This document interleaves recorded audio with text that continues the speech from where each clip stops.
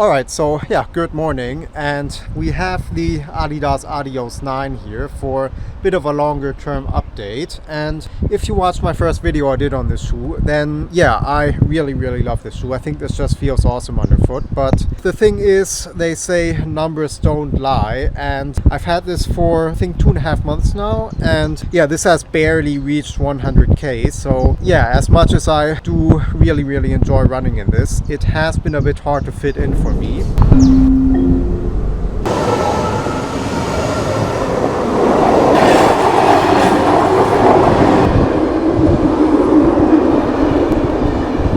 So I've taken this shoe on 2 runs, I think. They were over 60 minutes, and both times I had some slight issues with my plantar fascia afterwards, which is something that normally isn't really a problem. But yeah, this shoe somehow made it flare up a bit, which I think, well, I do stick to what I said, that there are benefits to running in lower stack shoes, but lower stack, I mean, can mean a lot of different things. But for me, it's more something like the Pegasus Plus or the Supernova Rise, and this might actually be a bit too low stack for me. Nächsten Abbieg, Hochten.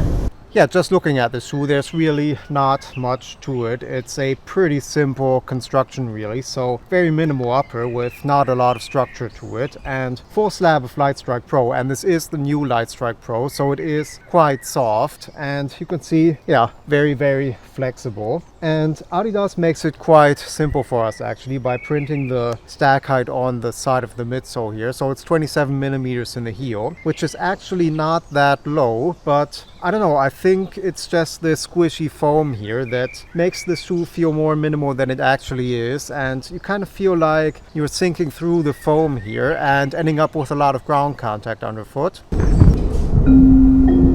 Nächsten Abbieg, Wolfer. Affekte stehen wir jetzt herausklammern.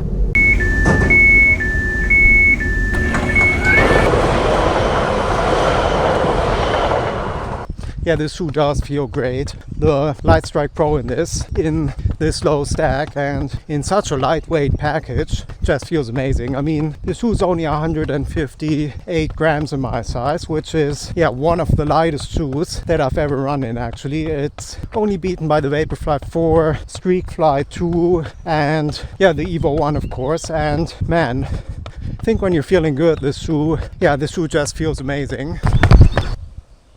Prochain arrêt, Palpatange.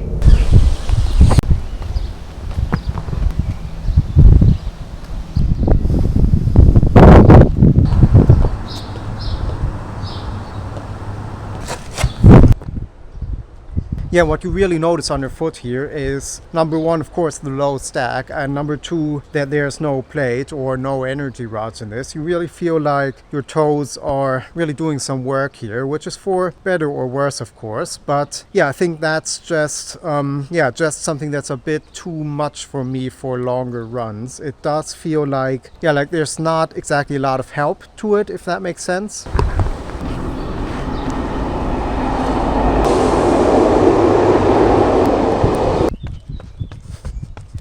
So this is undoubtedly a very fast shoe, and this is not a shoe that's gonna hold you back in any way. I mean, the very lightweight alone will do that, but it's also not like a carbon shoe. It's not a shoe that helps or guides you to go forwards or anything like that. This goes as fast as you do, which, yes, I do think can be beneficial when you're doing a session, that you're actually not relying on the effect that carbon plate will have. But yeah, I feel like this shoe is definitely the most usable when you're feeling good and feeling fresh. And yeah, I think if you're on very tired legs, like had a workout the day before like me today, then it's really not ideal, and the low stack does become a bit punishing really. And just notice that there's no help here, like it's just not the kind of shoe that guides you in any way. You really do need to be feeling fresh for this one. Prochain arrêt, Tomatange.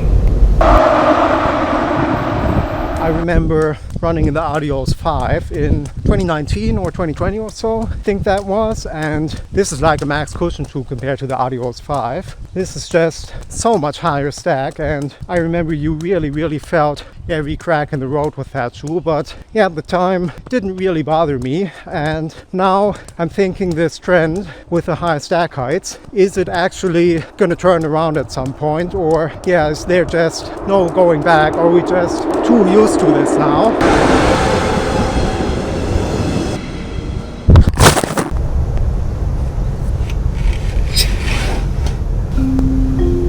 Nächsten Abrieb, Lorenzweiler. Abfahrtstunde jetzt herausklammern. So yeah, being a unique shoe like this, at this point I think there's kind of a reason that this is a unique shoe, and that is that it's just pretty niche in terms of its audience. I just don't see this working for a whole lot of people nowadays. I think with carbon shoes for speed sessions and yeah, just much more comfortable shoes for easy runs, it's a bit hard to really find a place for this style of shoe today. Nächsten Abrieb, Lynche. Prochain arrêt, Lynche, descente du côté droit dans le sens de la marche. So yeah, maybe I'm just too soft for this nowadays, and maybe I'm just too used to the higher stack heights, but as a daily trainer I just don't see myself using this much more. Like I said, I do think there are benefits to using lower stack shoes, but this is a bit too low stack for me, and I think there'll probably be like a transitional period when yeah, getting used to this shoe again. But I don't know when the shoe beats up my plantar fascia, if it's really worth putting the effort in.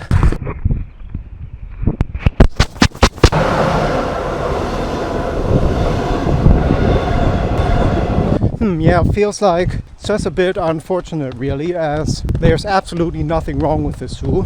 Actually, I think this shoe is pretty amazing, and if this had come out like 4 or 5 years ago, this would have easily been one of the best shoes on the market. But nowadays it's just, like I said, for me, just a bit hard to fit in. And as much as I can praise the ride and the lightweight of this shoe, like I said, numbers don't lie, and if I don't actually end up using the shoe, then yeah, it's really not one that I can really recommend you have to rush out and buy.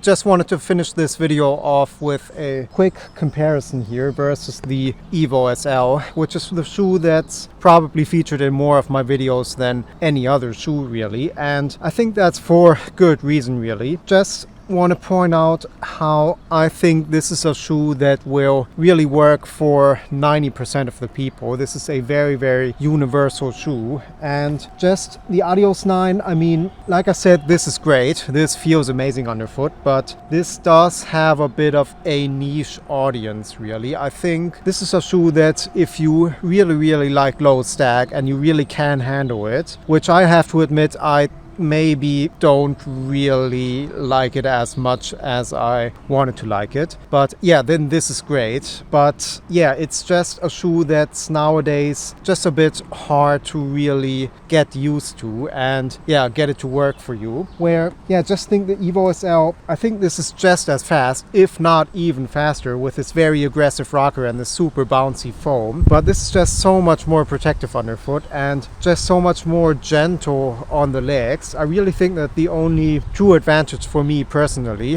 with the Adios 9 is the upper and the fit of this, which is just absolute perfection. And yeah, I really wish they would do this on the Evo SL here. But yeah, otherwise I just think that for easy runs this is more pleasant to run in. For speed sessions this is just more forgiving, this has more bounce, and yeah, I think this is kind of what I want to conclude this video with. Evo SL, 10 euros more expensive, but just so much more usable and so much more versatile. And yeah, hope I wasn't too negative on the Adios 9. I really didn't mean to, because this is a great shoe, like I said. But yeah, numbers don't lie, and I have barely been using it. So yeah, hope you found this entertaining. And we do have a bit of a lull in new shoe releases right now, but I am planning on getting a few in June and July. So yeah, stay tuned for that, and hope you found this entertaining, and like and subscribe.